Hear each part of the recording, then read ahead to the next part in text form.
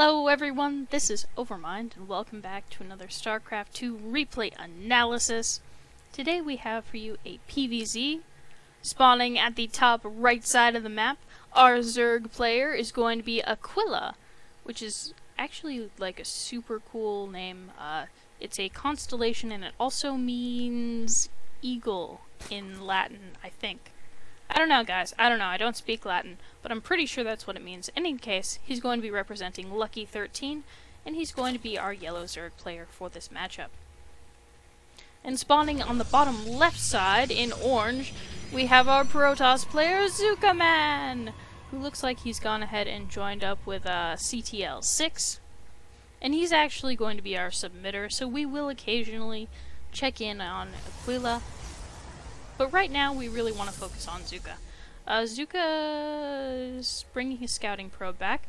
Zooka probably wants to scout. I don't know what this is all about, but we are going to go ahead and see this pylon get placed down. This is an interesting placement because, oh look, alright, so this probe is going to go ahead and go scout. This is an interesting placement because a lot of people will place their pylon, say, around here near the ramp here so that they can wall in. But this is actually a pretty effective way to control space. You can place a pylon here, put a gateway here, and not really interrupt mining gas too much. You can put a cyber core or another gateway here and block this off if you want to control the space even more. And then you can do the same thing on the other side. And that'll help you control space around your mineral line without forcing you to sacrifice mobility of your own army later in the game. Zooka's probe is going to go ahead and look up here in this base. I believe he probably, yeah, so he saw that pool coming on up, and he sees this expo as well. Probe is going to, and probably rightly should, park himself outside here, and this is going to mean that he's going to be able to see any Zerglings funneling out of the base.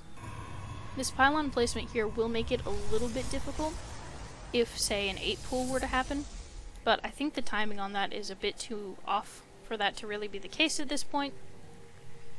We do have the pool up, so it's not impossible that speed Zerglings could run across the map, but it's not impossible to defend either, and with the foreknowledge that this probe is gathering, it's not going to be too big of a problem, as long as he reacts quickly to that, if that happens. We do see probes being produced. Space is almost saturated. He's definitely going to want to add on more gas because a lot of the important tech for Protoss is going to require lots and lots of gas, and it's really not uncommon to take 2 geysers even this early. It's not a big deal. He's going to go ahead and get his mothership core, which is going to be instrumental to defending his bases, especially if Zerglings were to run in his base right now. He'd be able to clean that up easy with a nice mothership core. It's also going to help him as he takes this expansion. Once this is up, he'll probably have enough energy for a nice overcharge if he needs it. And we're going to probably see a wall here, which is exactly what we want. What we call the Sim City. Very, very, very important, especially for Protoss versus Zerg. As the Protoss player, you want as much of an advantage as far as denying mobility throughout your base to your opponent, and also allowing yourself mobility in your own base. So we're going to see a forge going up. Oftentimes what will happen in PvZ, since you usually build a gateway and then build the rest of your gateways down here, is you'll get a little high on money as this base is finishing up. So you want to go ahead and spend that on an upgrade. And upgrades are pretty dang great early game as Protoss, so it's totally worth the money. You guys should definitely be on your upgrades for your PvZ especially. You should be on your upgrades all the time, but hopefully we'll see this starting up pretty quickly. Oop, yep, there we go. Chrono boosted and everything. And we have probes just starting to mine down here. Looking at this base, we can see that there's only 14 mining minerals. And ideally you want 16 mining minerals, but that's actually, you know, it's okay. You can always saturate his natural and then start moving probes back here if he needs to. As long as there's constant probe production going on, I'm not going to pick at it too much. Warp Gate research is just about to finish. He gives it a little bit of a chrono boost just to bump it on along. And we're gonna see him morph his gateways. Yeah, there's one. Here are the others. Alright, cool. We also have this photon cannon here, which is going to help deal with any roach burrow nonsense that could happen early game. And we're getting a couple sentries, which are very, very, very important, because they're going to help us, again, control space. Now, Aquila's got Zerglings running around, scouting about, but more importantly, he's taken this third. And I know I said I wasn't going to check in on him too often, but at this point, Zooka really, really, really, really, really needs to scout this third.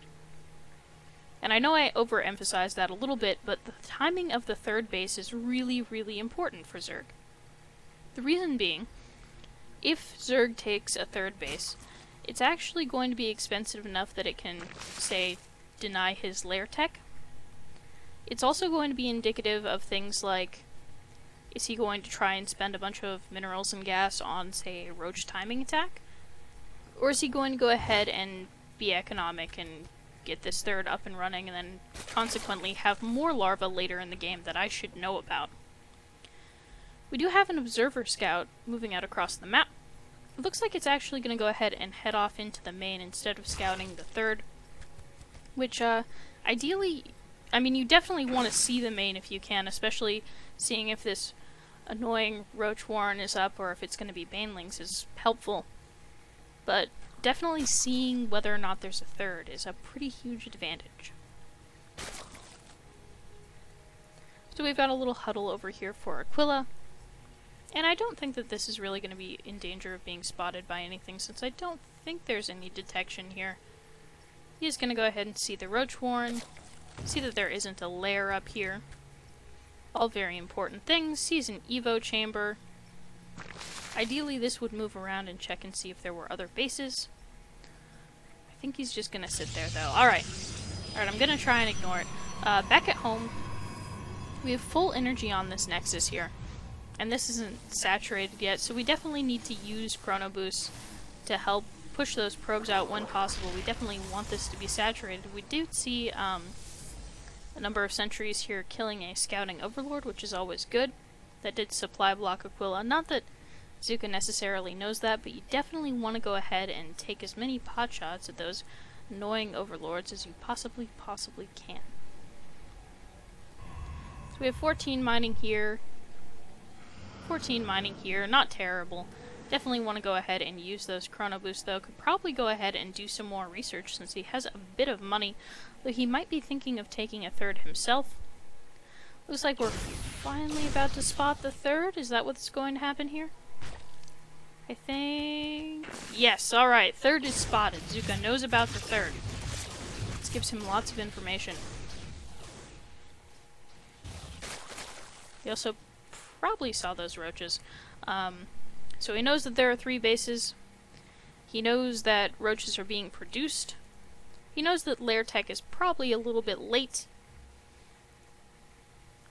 He is just going to go ahead and hang out around this part of the army. He's going to go ahead and take a third. So this pylon is going to go ahead and let him wall off this big space here, which is going to be nice for him. And definitely want to keep track of where walls and buildings are, again, as Protoss. He also might want to move his army out a bit more at this point, because he's going to want to be able to defend the third if need be. There we go. He's probably going to get this Overlord here, which is going to be nice. Could use a couple more probes on this base. Could use a few more probes on this base. He is going to go ahead and make Colossus. Early game, this is a pretty good composition. Going ahead and getting several Immortals followed by Colossus is good. You actually want to go ahead and either add on another robotics facility at this point, or add on a Stargate, because it takes a lot longer for Protoss to make a mess of Phoenixes than it does once Lair Tech is done for Zerg to make a whole mess of Mutalisks. So you want to make sure that you have something for anti-air. Right now, he has a couple Stalkers, and I do mean like 4. And that's okay, but he wants to make sure that later in the game he will be able to defend against an air tech switch. And he also wants to go ahead and make sure that his ground army is looking pretty beefy. Few probes are mining here. We've got a cannon coming up to help defend this. I'm actually pretty sure that this is open, as well as this being open. So probably either wants a pylon there or wants zealots on both sides to keep those Zergling run-bys from being too annoying. We do have this nice Templar archives up and running, or at least it will be very shortly. We have charge done. Don't have blink done yet, and blink is actually really good, again, for anti-air or just for maneuverability. Zerg units tend to be a little bit more maneuverable, move around the map a bit quicker than Protoss units, so having a little bit of an advantage as far as being able to blink out a bit is going to be very helpful, and denying that scout there is very good. I want to go ahead and say again, I'm not trying to pick on Zooka here, but we have a 4th going down. He definitely wants to know whenever a base is down. And really with Zerg, you want to do a lot of harassment. Playing versus Zerg is like playing versus someone who has a rage timer. Because once they have all those drones that they need, they're going to be able to spend all of that larva just making units and teching. While Protoss will sort of continually have to make units until they're up on 3 or 4 bases, and then be pretty careful with them. Zerg, once they hit that point, they actually have a lot more power to make a lot of powerful units really quickly with the larva that they save by not droning. And they can hit that very fast if they aren't harassed. So always harass your Zerg players. It's very fun. They totally deserve it. Don't feel bad at all. Very good denying the scouting on these. He's actually denying the scouting here. I think this is open and they could walk through here. But that's fine. That's okay. They're not figuring it out. We have units over here watching the gold. A very small number of Zerglings running up the ramp for reasons... probably to try and distract from this attack. We do see the Zerglings running in through this hole here. Oh, the probes! Run, probes, run! The probes do in fact run. Zooka moves out to engage. I think this is going to be fine, actually. Force fields going down. Storm's going down. There we go, that's better. Storm's going to be able to help clean this up a lot. He does lose those gateways. He does lose that forge. By and large, he actually traded pretty well there, I think. I want to go ahead and look at this nifty little tab. Note that he goes right back to mining very quickly. The army supply is heavily in favor of our Zerg player. The worker supply is still in favor of our Zerg player, so probably doing something like moving across the map, but not, probably not to here. Probably to this base here, the 4th. Taking that out and then moving back across the map would probably be a pretty good idea. I don't know if he should engage here. Looks like he is going to pick off some things, but probably wants to retreat.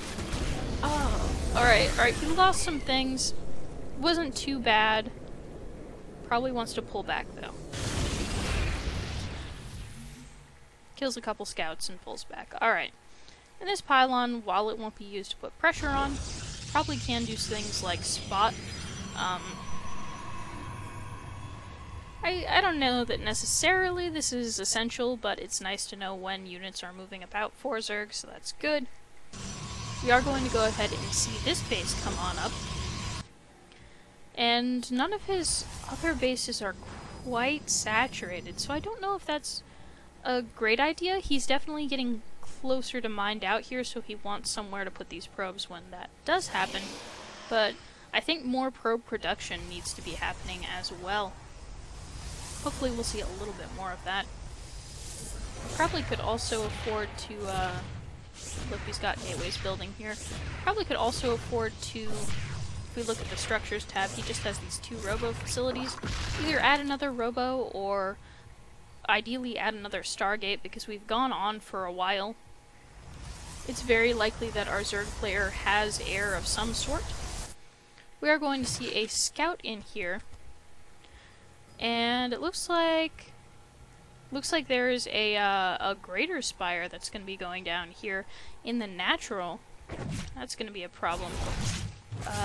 This DT harassment is good, but you often want to pick at the periphery bases, not necessarily the natural or the main. A lot of times you do see these spore crawlers positioned at the front here, but I think that's the only spore crawler. Is that true? Yes, there's one spore crawler, and that is the area that Zooka just happened to attack, so he knows that that's there now. Definitely wants to go ahead and not bother wasting his gas with that. Probably could go ahead and use the DTs as scouts, and then as soon as he sees this base, he could kill it. If he wanders in here, he could kill all these drones in this base, depending on how quickly the army reacts. This pylon is going to get taken out, but there's no reason that DTs can't wander themselves across the map. Here we have our DTs. DTs actually make great scouts. We see money is actually kind of high. I actually want to see how many warp gates. So we have 7 unused warp gates here. I don't know that he can afford to power all of them. And he definitely needs to be making those probes, which he is, which is good. But he has sort of an imbalance in the number of warp gates he has versus the number that he can actually use. And to be quite honest, I really like the idea of having more robo facilities and more stargates versus having, goodness, how many warp gates do we have? 13 warp gates. We are going to see a little bit of an attack here, but just a minor thing. Zealots are going to be able to clean that up, so that was handled pretty well. Probes go right on back to mining. Put that away, since the structures tab is very frightening looking. But we do see, this is really the only spotting he has for tech. He does know that ultralisks are a possibility at this point, so making some additional, say, immortals would probably be a good idea. There's some nonsense going on here, but it's easily handled. But the thing is, he really needs to have good spotting at all of these bases, and especially this greater spire. I think at this point the game has gone on long enough that Zerg could tech up possibly into Broodlords, which would be bad because there's not a lot of anti-air. You have these nice Archons, but you have to be careful. Oh, don't lose the Archons. And then this is the moment. This is the moment where, and I'm gonna go ahead and pause so that I can talk at you guys. This is the moment where Zooka should be very, very concerned. I think the correct reaction to this is building a decent number of Stargates and emphasizing warpings such that more Stalkers are warped in than Zealots, and definitely getting Blink down. If it isn't down already, I will check on that. Because he now knows that this Aquila person does have a Spire, and seeing lots of Corruptors means that, you know, they're going to be able to hit these Colossi. You don't want to lose those. These are very important. They're going to be able to use Corruption on this army to make it take more damage. He definitely needs to control these units. And if he's not suspicious of Broodlords at this point, he certainly should be. So, I'm gonna go ahead and watch this fight. He actually does do a decent job of doing some cleanup on this ground army. Look at that, Storms forces the army to walk through them as he sort of retreats. Oh, this poor Colossi going down. That's really too bad, actually. We do have a large number of Stalkers being warped in, so that's probably good. We have Vipers at this point. And definitely want to target fire down those Broodlords. He knows about the Broodlords. He knows that there are Vipers. He has to know that there is a greater spire on the map. He's got to know that he needs to get some air control. Probably could go ahead and take out some of these Corruptors as he moves along. If he had Blink, he would be able to chase them a little bit more effectively around the map, but he does not. You can see that he's all the way upgraded for attack, but he isn't researching anything else. This...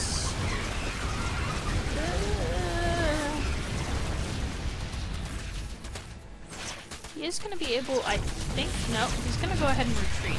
And we do see Corruption going down, which is too bad. I think he can take these out. No. No, too many Zerglings. Alright. Alright, run! I actually don't even know that running is the correct choice at this point, because doing a little bit of damage would be nice. Don't know how many of these units are even going to escape. It does have a decent number of DTs. We can see that both players really should be up into the higher tiers of tech for sort of both air and ground. Should really have a broad ability to do either of those things. We see that our Zerg player, he has Ultralisk, so clearly has teched up very well on ground, and he has Broodlords and a Greater Spire, so clearly has a lot of tech going on for air. You see Zooka setting up on this gold, which is going to help him out a lot, because gold bases give you a lot of minerals. What I'm hoping to see is actually he might need to have this pylon forward more, and just make a whole ton of buildings here, and then knock down this wall. Having this wall open so that he can get back and forth between his bases is actually going to be really helpful for him. Hopefully we'll see that. Broodlords are going to come on in. Oh, the probes! Oh, okay. Oh. Okay, this army does move out to defend them. I think the probes just narrowly managed being spotted by the main crux of the Zerg army. This is just... oh, this is such nonsense. We actually don't have any sentries here, I believe, which would have helped a lot as far as keeping these units away from these zealots and immortals. Would have been good. Actually, I don't know how this game ends, so this might be the end of the game. I think he can hold this. Lots of damage can be being done. And the thing about Zerg tech is it actually supplies you with lots of free units, especially in the case of these Broodlords. Those Brooklings, you know, you can kill them off, but there's essentially, when you kill off a Broodling, you're not really killing off a unit, you're killing off this temporary thing that Zerg gets for free. And I don't begrudge Zerg at all for getting it for free, because it's clearly a good idea, but you need to be able to control it. And at this point, I think Zooka's just too far behind in his tech to really deal with it effectively. He does have this base up and running. He does have kind of a wall here. Definitely needs to take out these rocks. And as far as what he knows, all he knows about is this base. Which is unfortunate because there's this base, and now this gold base. Which, you know, he could march across the ramp with a couple zealots and take out a whole bunch of drones here. He could kill this base off. It would be incredibly helpful to him. You'll note that in the food count, you can see that he's actually way behind. I'm going to go ahead and open this up. Worker supply, and I'll pause so we don't miss any of this good fighting over here. Worker supply, 87 to 66. So, Zerg actually probably has too many drones at this point. That's the higher end of what they tend to make. So, he might try and sacrifice some of those to get rid of some of them from his army supply. You can see that Aquila is actually maxed. If we look at the army supply, it's heavily in favor of Aquila, and it's only going to get worse because he doesn't need to make drones anymore. And then worker supply is also in favor of Aquila, which, you know, he can just kill them off if he needs to, but having over 70 workers is pretty good as Zerg, so at this point he's just going to be able to make offensive units. As far as this goes, probably retreating from that is a good idea. It's all very, very scary. To be quite honest, unless Zooka has a solution to the whole Broodlord Ultralisk combo, I think this game might be lost. Zerg might have just been allowed to tech too quickly. I see a lot of drones crossing the map. I think he might just plan on suiciding these drones into Zooka's base. Saves him the trouble of having to kill them off individually. So we do see the free Broodling units being rained down upon some of these buildings. We see these drones coming on in here and being quickly dispatched, distracting some zealots from their purpose. You see the rocks finally being taken out so that he can just move across here. I don't know that he has enough anti-air to really deal with this. He's gonna go ahead and force them to back up a tiny bit, but then the Ultralisk come on in. This Colossus is actually getting some decent amount of damage done from the back, although with Ultralisks, you know, they have so much health that it's just going to be a huge problem to deal with it. yeah, I think at this point, I mean, there's more analysis that we can do, but I think here at this point the game is probably already lost on Zooka's part. I mean, you see him hold here. He has nothing to deal with these corruptors, and the corruptors are just going to be broodlords shortly. He does have a couple of nice archons morphing in, and that is nice. And he does have some money left over, but I'm going to bet that pretty soon, you know, this base is pretty well mined out. This base is gonna be mined out, and then he's just gonna have no money to power all of those warp gates. He doesn't have the upgrades really to go ahead and make this a viable gateway unit army. Doesn't really have the air control to go ahead and fight with those corruptors and broodlords. And it's just gonna be a big problem for him. Looks like he is gonna go ahead and move out a little bit. I definitely would recommend attacking, say, the gold base or this base over here or something. He's going to check this base. I think he saw that go down. Yes. So he knows that another base is coming up over here, which is a good thing to know. DTs are going to attack this front area again, which we've established is a bad idea, if only because of this spore crawler. He's going to run in, but then he turns back around. If he could have gotten to this side, I think he would have been out of range, might have been able to kill off this base or even the greater spire. You see a couple zealots trying to move over here and make something happen. But that's not going to help too much. If we look at Zooka's chem, he really only knows about this and then the original 3 bases. I mean, I assume that he knows that the other bases are there without the scouting, because otherwise how would Aquila be able to do this? But definitely seeing them and scouting them as often as possible is going to be good.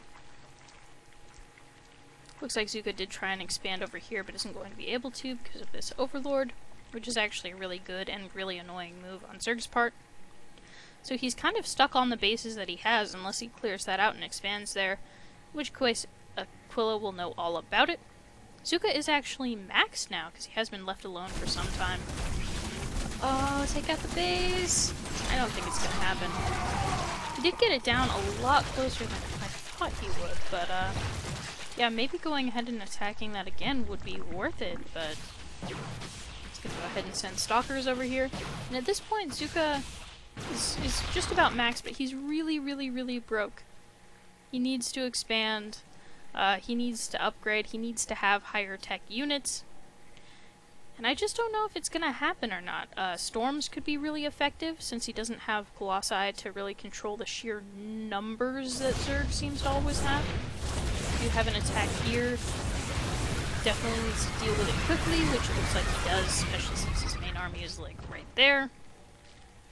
But really, that was just sending Zerglings to run in, and now Aquila can replace those Zerglings with even more high-tech units. You can see him max out very quickly there.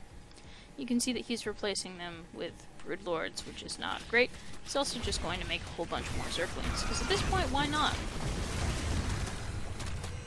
A little bit of a skirmish. I just don't think that there's too much Zooka can do at this point.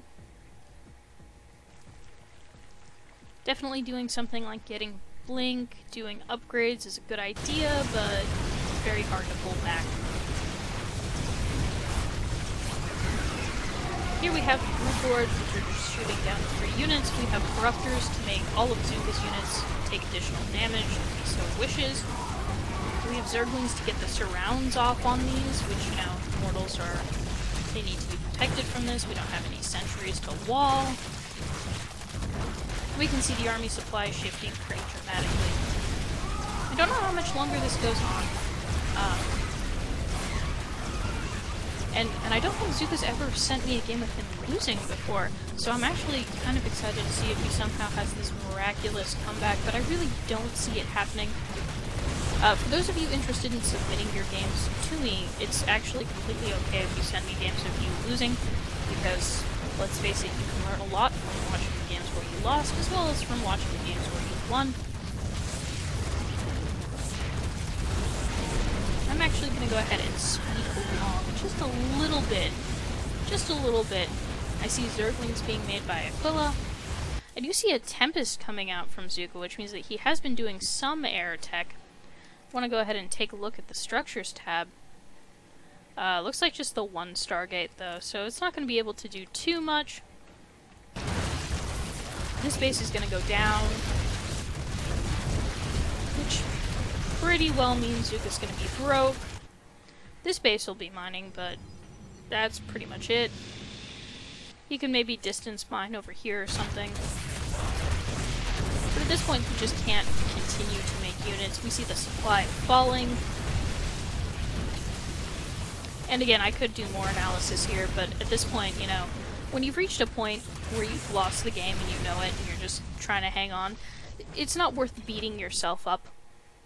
We see the GG dude, that was fun, with a smiley face, so always the good humor, the good form from Zooka, very good. Very nice to see that. In any case, I think teching, balancing the number of warp gates you have versus the number of tech buildings you have, making sure you're up on your upgrades, just general stuff like that. Also scouting, I think scouting was a pretty big problem for Zooka. If we look at the map here, we can still see that he just sees 4 of the available 6 bases that he could have spotted. And I'm sure he knows that they're out there, but you want to be able to see them, you want to be able to see vulnerabilities. If he would have seen them, he probably could have sent DTs and really cleaned up in there, done some serious damage, so scouting is going to be a big one. And yeah, just making sure that you're holding it all together and playing really cleanly as you head into the late game. So thanks so much for watching, you guys. I know this has been a long one. If you'd like to submit a replay for me to analyze, you can send it to NoobCrafted@gmail.com. If you want to just send a replay because you thought it was cool or funny or what have you, you can send it to that same email address. That's NoobCrafted@gmail.com. And I'll go ahead and put that up as well, without all that finicky analysis and talking that I do. Ugh, no one wants to hear that. In any case, I had fun casting this. I hope you guys had fun watching, and have a good night.